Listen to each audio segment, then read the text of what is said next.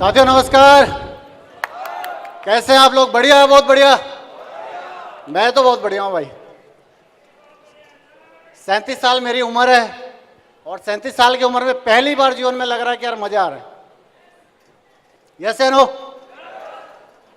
सबसे पहले मैं आप सभी का शुक्रिया अदा करना चाहता हूं। आप सब ने इतना मान सम्मान दिया, इतनी इज्जत दी, इतनी शोहरत दी, उसके लिए मैं और मेरा पूरा परिवार आप सभी का तहे दिल से शुक्रिया अदा करता है। और मैं उस परमपिता परमेश्वर से दुआ करता हूं कि आने वाले कुछ सालों में, साल, 2 साल और 3 साल के अंदर ये दिन भी आपके जीवन में आए और आप भी स्टेज के ऊपर दिल्ली के तालकटोरा स्टेडियम में आप आके आप भी इसी तरीके से डायमंड बने।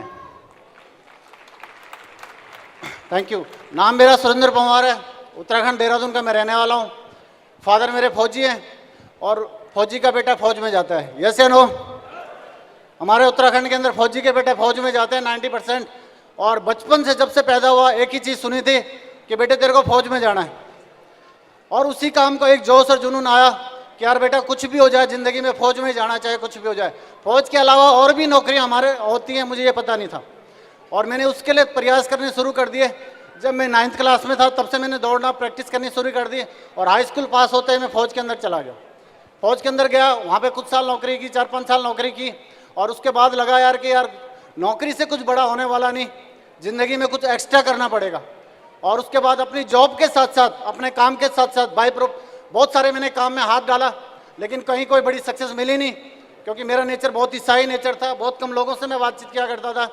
लोगों ने मेरे खूब मजाक उड़ाया, खूब मेरे को लूटा, लेकिन कोई दिक्कत नहीं, लगातार लगा। और ऊपर वाले पे विश्वास था कि एक दिन जरूर आएगा, तेरे को एक ऐसा मौका मिलेगा जिसकी वजह से तेरी ज़िंदगी बदलेगी।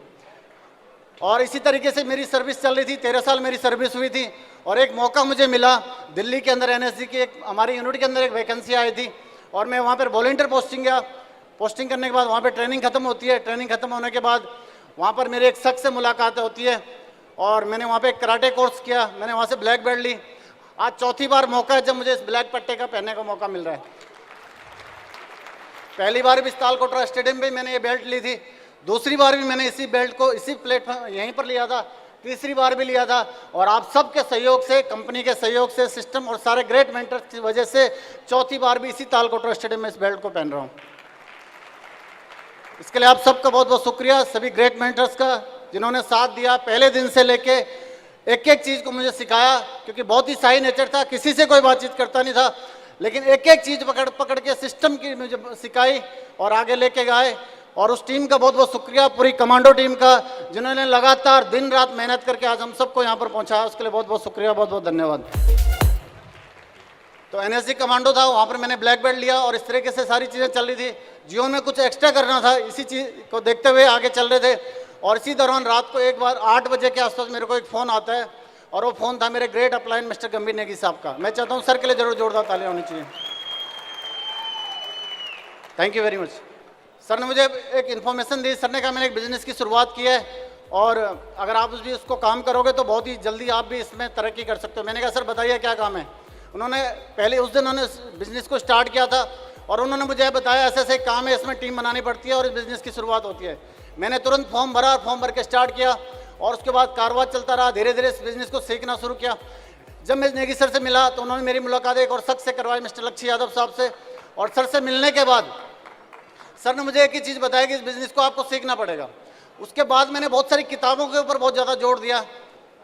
तो मुझे लगा कि यार क्योंकि ज़्यादा बातें मैं लोगों से करता नहीं था, तो मैंने कहा अगर किताबों का मैं सहारा लूँ और अगर पढ़ने के ऊपर फोकस करूँ तो ज़िंदगी में यार बहुत बड़ी सक्सेस ली थी। और मैंने बहुत सारी किताबों को पढ़ना शुरू किया और जब किताबें मैंने पढ़नी शुरू की तो मेरी एक समझ बनी और मुझे लगा कि यार बिज़नेस करना चाहिए मुझे।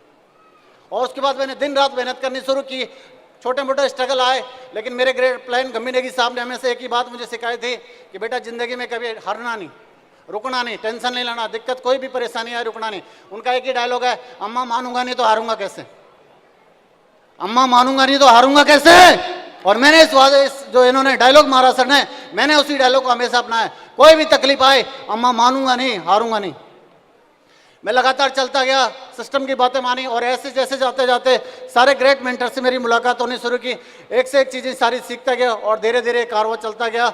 और आज आप सबके सहयोग की वजह से आज डायमंड के रूप में यहाँ पर उपस्थित हूँ।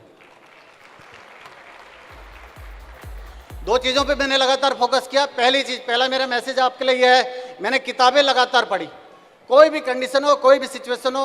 मेरे साथ में यहाँ पे एक सर हैं बोलू शर्मा जी, इनको मैंने JNK के अंदर ऐसी जगह पर प्लान दिया था जहाँ पर कोई ऐसी सिचुएशन नहीं थी। सर्दियों का टाइम था, मैं वहाँ पे अपने कपड़े भी लेके नहीं गया था, स्लीपिंग बैग भी लेके नहीं गया था। मैं वहाँ पे सिर्फ एक बैग के अंदर, रुकसुक के अंदर किताबें और लैपटॉप लेके गया था। और मैंने वो फौज में मेरे से काफ़ी सीनियर थे, मुझे लगा यार इनको प्लान दूँ नहीं दूँ, डर रहा था। लेकिन मैंने उनके सामने किताब खोल के दिखाई और उन्होंने बिजनेस को स्टार्ट कर दिया। आज उन्होंने एमराल्ड की रिकॉग्निशन इस सिस्टम के माध्यम से ली है। तो किताबों के अंदर इतनी बड़ी पावर है। तो लगातार आप भी अगर किताब पढ़ेंगे तो बहुत जल्दी आप भी स्टेज पे ऊपर आने वाले हैं। दूसरी मैंने एक चीज़ की, मैं लगातार अपने अपलाइन के साथ टच में रहा। कोई भी दिक्कत आए, कोई भी परेशानी आए, कोई भी सिस्टम की कोई भी दिक्कतें आए, लेकिन मैं लगातार मेरे ग्रेट मेंटर्स गंभीर नेगी साहब के लगातार टच में रहा और वो लगातार मेरे को मोटिवेट करते रहे, लगातार सिखाते रहे और इसकी वजह से ये सारी चीज़ें पॉसिबल हो पाई। साथियों, इसी तरीके से कारवां चलता रहा और मेरा बस आपसे एक कमिटमेंट है, क्योंकि समय बहुत कम है।